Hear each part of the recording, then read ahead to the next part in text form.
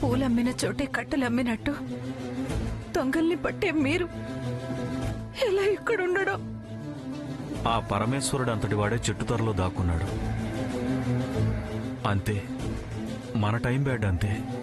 మీరింటికి వస్తే కానీ నా మనసు కుదుట పడదు. కేసయ్య దాకా బెయిల్ రావడం కూడా కష్టమే అనిపిస్తుందమ్మా. అవతల వాళ్ళు కేసు అలా పెట్టారు.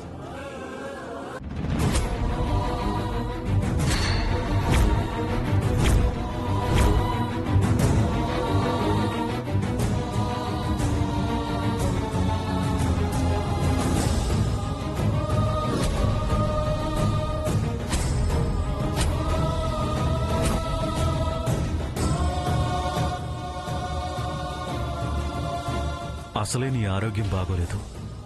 బాధపడి నువ్వు ఇబ్బంది పడి తులసిని ఇబ్బంది పెట్టకు. నా మాట విను ప్రియా, ధైర్యంగా ఉండు. కేసు నిలవదు, శిక్ష పడదు. నాకు ఆ నమ్మకం ఉంది. ఇక మేము చేసేదేం లేదు.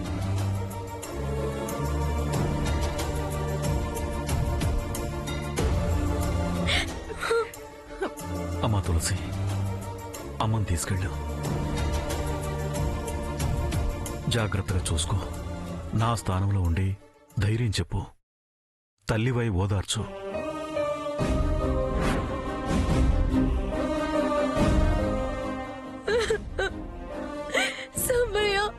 వద్దురా, మీరు అధైర్యపడితే నేను నిబ్బరంగా ఉండలేను. తీసుకెళ్ళు.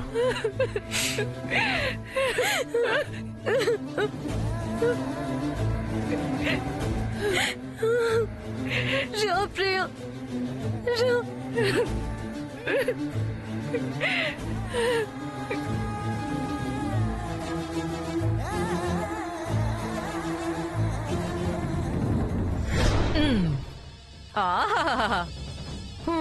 వెంకటలక్ష్మి, నువ్వు నక్క తొక్కవే.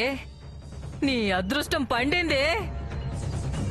వైకుంఠపాళిలో పాము కరవకుండా పెద్ద నుచ్చినెక్కినంత సంతోషంగా ఉంది. ఇన్నాళ్ళకు నా ఆలోచన కార్యరూపం దాల్చింది. చా అన్నా పట్టించుకోకుండా తూ అన్నా తుడిచేసుకుంటూ ఆ ఇంటి చుట్టూ ప్రదక్షిణలు చేసింది ఎందుకేనే. నిన్న ఆ ఇంటి కోడల్ని చేసేస్తే ఇంక పెత్తనం నా గుప్పెట్లోకి వస్తుంది. వాళ్ళు నా చుట్టూ ప్రదక్షిణాలు చేస్తారు. అది నాది అనిపించుకోవడానికి నేను ఒక తరం ఓపిక పట్టాల్సి వచ్చింది. దుర్గమ్మకి అనుమానం రాకుండా దాన్ని చక్కగా నా బుట్టలో వేసేసుకున్నా. ఇంకా నీది నాది ఆడిందే ఆట, పాడిందే పాటే. వెంకటలక్ష్మి, వెంకటలక్ష్మి, ఎప్పుడెప్పుడు ఈ శుభవార్త నీ చెవులో వెయ్యాలా అని నాకు తెగ ఆరాటంగా ఉందే.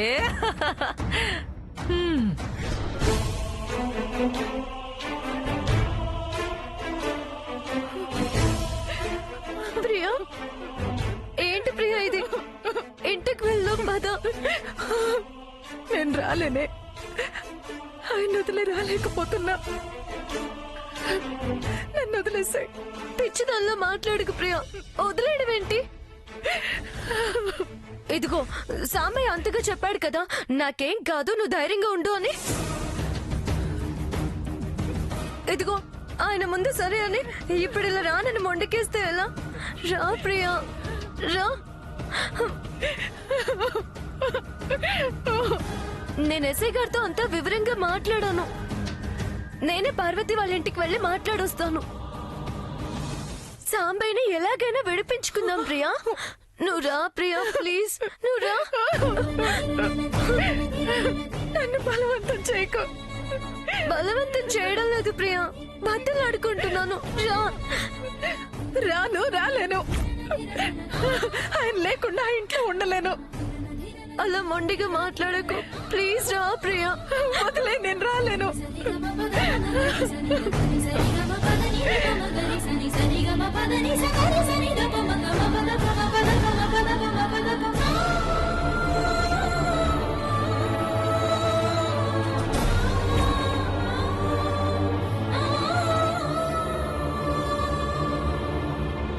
సమయం అమ్మ ఎంత చెప్పినా ఇంటికి రానంటోంది.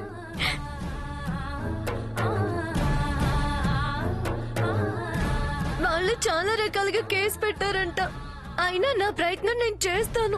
వాళ్ళ భయాలు పోగొడతాను సమ్మయ్య. నువ్వు రా సమ్మయ్య.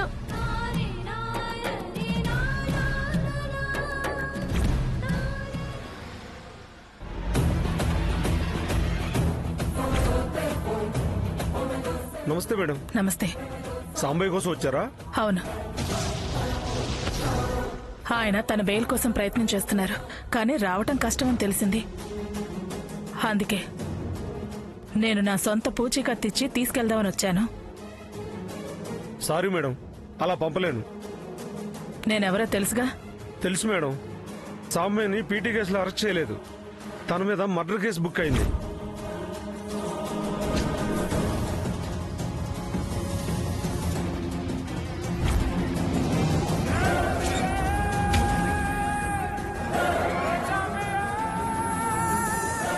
విన్నావుగా ప్రియా, ఎస్ఐ గారు అన్న మాటే లాయర్లు అన్నారు.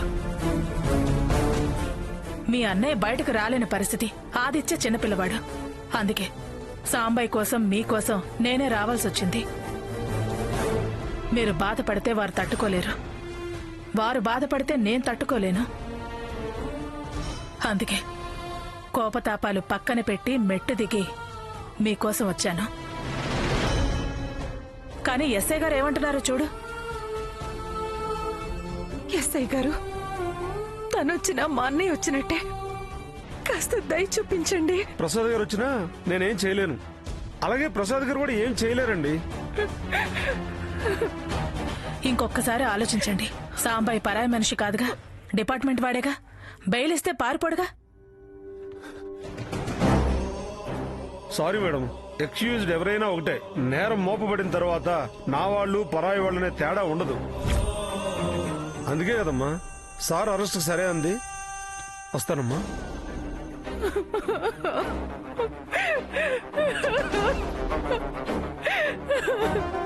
వదినా, నువ్వే ఎలా అయినా ఆయన్ని రక్షించాలి. అన్నీతో చెప్పి విడిపించొద్దునా. నీ కాళ్ళు పట్టుకుంటాను.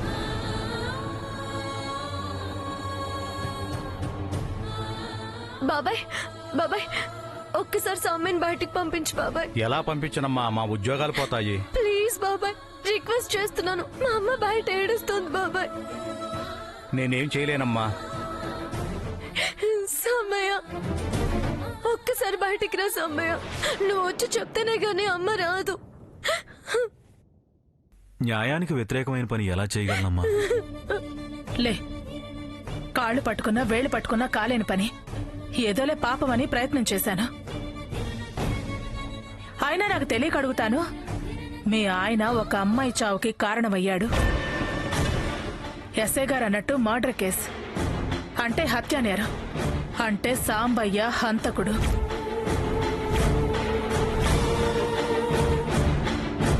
వదినా, తీర్పు చెప్పొద్దు వదినా. తీర్పు కాదమ్మా, అతను సెల్లో ఉన్న కారణం చెబుతున్నాను. నేనంటే ఏదో గౌరవంతోనో పై ఆఫీసర్ భార్య అన్న గౌరవంతోనో వదిలేస్తారేమోనని వచ్చాను. నువ్వేంటి అన్నయ్యకి చెప్పి విడిపించు అంటున్నావు? తప్పేం లేదు సమ్మయ్య. పోయిన మనిషి ఎలాగో పోయింది. శిక్ష వల్ల మీకు లాభం ఏంటని వాళ్ళకి నచ్చ చెప్తాను. ఏం చెప్పి మీ ఆయన్ని విడిపించినా హంతకుడికి సాయం చేశాడనే మచ్చ మా ఆయనకి పడుతుంది. ఇన్నేళ్ల ఆయన సర్వీసులో రిమార్క్ అంటే ఏంటో ఆయనకి తెలీదు. బంధుత్వం కోసం నిందలు మోయమంటావా ఆయన్ని? తప్పు చేసిన బావ కోసం ఆయన తప్పు చేయమంటావా? చేస్తే రేపు మీడియాలో చర్చలు పెడతారు ప్రియా. తాటికాయంత అక్షరాలతో పేపర్లో రాస్తారు. క్యాప్ డిపార్ట్మెంట్కి అప్పగించి అవమానంతో కుంగిపోతూ ఇంట్లో కూర్చోమంటావా? అదృష్టం బాగుంటే కోర్టులో శిక్ష పడకుండా బయటకొస్తాడు. లేకపోతే ఓ 7 ఏళ్ళు 14 ఏళ్ల తర్వాత విడుదలై బయటకొస్తాడు. దేనికైనా మనసు దిటవు చేసుకో, గుండె రాయి చేసుకో ముందు. అంతేకాని అఘాయిత్యాలకు పాల్పడకమ్మా. మీ ఆయన జైలుకి నువ్వు కైలాసానికి వెళితే అయ్యో పాపం దిక్కులేంది అయిందని తులసిని తీసుకొచ్చి నా ఇంటి కోడలు చేయాలని చూస్తాడు మీ అన్నయ్య. వదినా, విషయం నిజంగా అంతదాకా వస్తే నేను మౌనంగా చేతులు ముడుచుకుని కూర్చోను కదమ్మా. వెనక ముందు చూడకుండా ఆయన కూడా లెక్క చేయకుండా నిర్దాక్షిణ్యంగా మెడ పట్టుకుని బయటికి గెంటి పారేస్తాను. అప్పుడు నిజంగానే అనాథ అవుతుందమ్మా. అప్పుడు దాని బతికేలా ఉంటుందో ఊహించుకో. ఎందుకు చెప్తున్నానో అర్థం చేసుకో. పిచ్చి పిచ్చి నిర్ణయాలు తీసుకోవద్దు. నువ్వు బతకాలి, బతికి తీరాలి. లేకపోతే దాని బతుకు నరకం చేస్తాను. జాగ్రత్త. సమ్మయ్య, ఒక్కసారి బయటికి రా. ఒక్కసారి వచ్చి మాట్లాడు సమ్మయ్య. సమ్మయ్య ప్లీజ్ సమ్మయ్య. సమ్మయ్య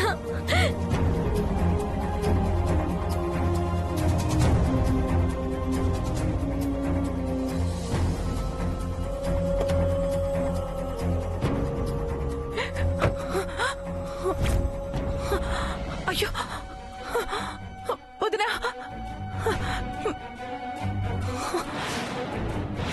వదినా, నువ్వు కాళ్ళు పట్టుకున్నా కనికరించను. నీ కొంగు డోర్లో ఇరుక్కుపోయింది.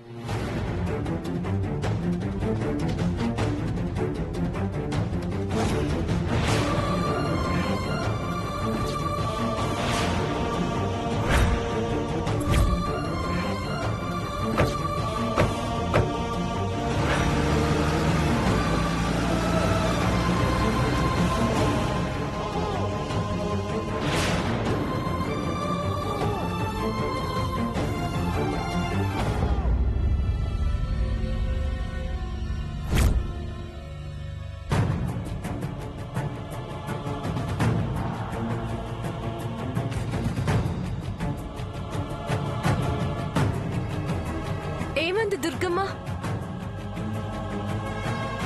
ఏం లేదే. ఏడిపించి వెళ్ళిందా? లేదే. ఊరికే ఏమి అనకుండా వెళ్లే మనిషి కాదావిడ. లేదే, వదిన మీ నాన్న విషయంలో ఎస్ఐ గారితో మాట్లాడడానికే వచ్చింది. తను జామీన్ ఇస్తానంది. ఎస్ఐ గారే కుదరదు అంటున్నారు. ఎవరి ప్రయత్నాలు ఫలించినా ఫలించకపోయినా నా ప్రయత్నం ఫలిస్తుందనే నమ్మకం నాకుంది. పద ప్రియా, వెళ్దాం.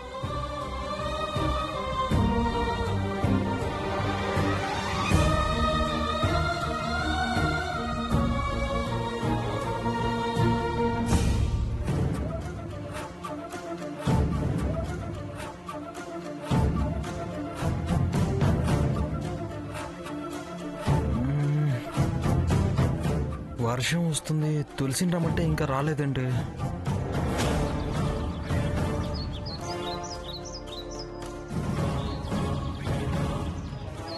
ఏంటి తులసి ఇక్కడికి రమ్మన్నావు? చెప్తాను కానీ నువ్వు వెళ్ళిన పని ఏమైందిరా? ఆ లాయర్ బెయిల్ రావడం కష్టం అంటున్నాడు. నాన్న చెప్పిన ఆయన్ని కాక మా ఫ్రెండ్ వాళ్ళ డాడీని మరొకరిని కూడా కలిసా. వాళ్ళు కూడా అదే అన్నారే. అందరూ కోర్టుకు వచ్చిన తర్వాతే కావాలంటే కేసుని టేకప్ చేద్దాం అంటున్నారు. ఏం చేద్దాం? ఎస్ఐ గారు అదే చెప్తున్నారు. ఎందుకైనా మంచిదని వాళ్ళ దగ్గర కేసు పెట్టిన వాళ్ళ డీటెయిల్స్ అన్ని తీసుకున్నాను. ఎందుకు? అవన్నీ వివరంగా చెప్తానులే గాని నాకు తోడుగా ఒకరింటికి వస్తావా? ఎవరింటికి? ఎక్కడికి? అన్నింటికి ఎందుకు, ఏంటి, ఎలా అనే ప్రశ్నలు వేయకురా. వస్తే అన్నీ నీకే తెలుస్తాయిగా. చెప్తే ఏమైందే? మీ ఇంటికైతే తీసుకెళ్లను. ధైర్యంగా నాతో రా. సరే పద.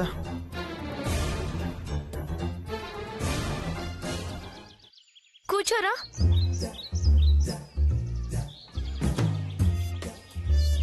ఏంట్రా హెల్మెట్ పెట్టుకుంటున్నావు? నా సేఫ్టీ నాది. ఎందుకు, ఏమిటి, ఎలా అని మాత్రం అడగొద్దు. ఓకే?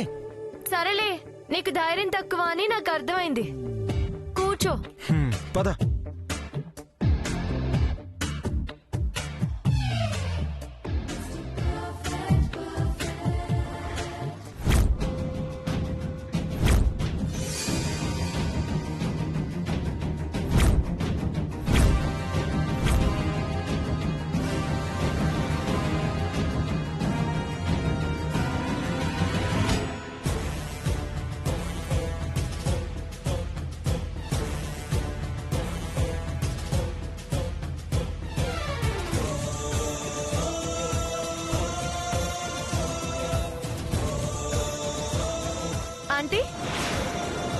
ఎవరు మీరు?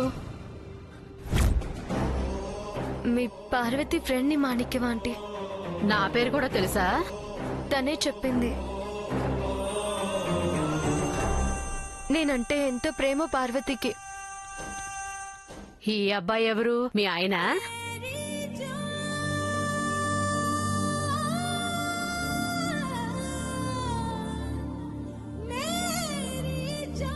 అది అవునా ఆంటీ?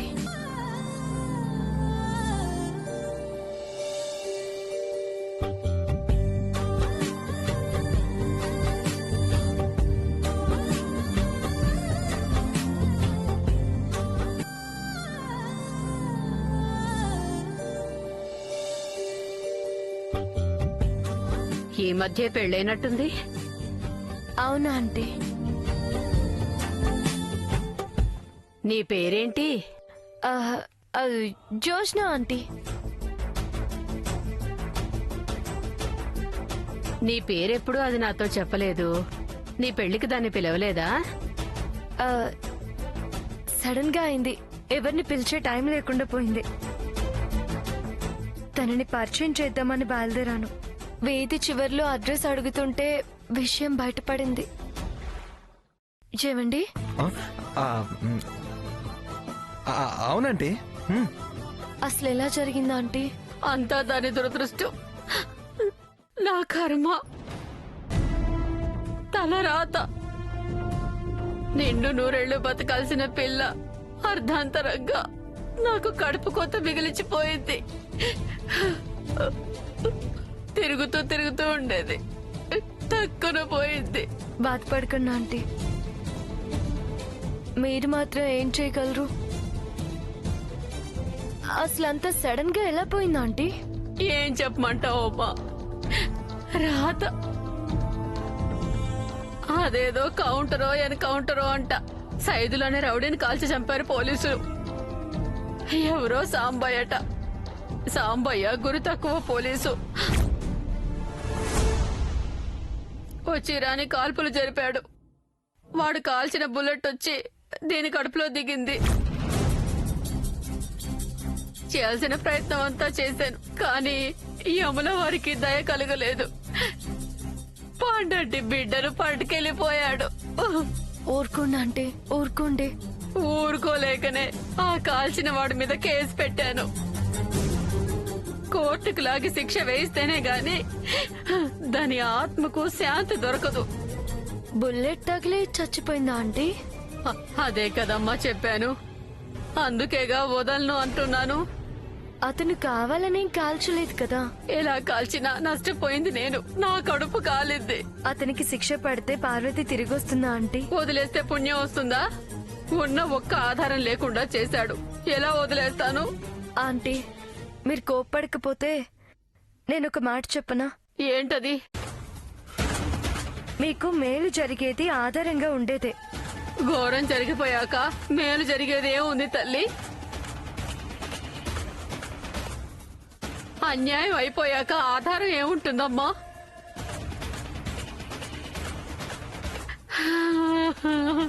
మాణిక్యం, ఇంకా ఎన్ని రోజులు ఇట్టా ఏడుస్తూ కూర్చుంటావు? దాని పుట్టక అర్ధాంతరంగా పోయింది. దానిక అర్ధాంతరంగా రోగం వచ్చిపోయింది.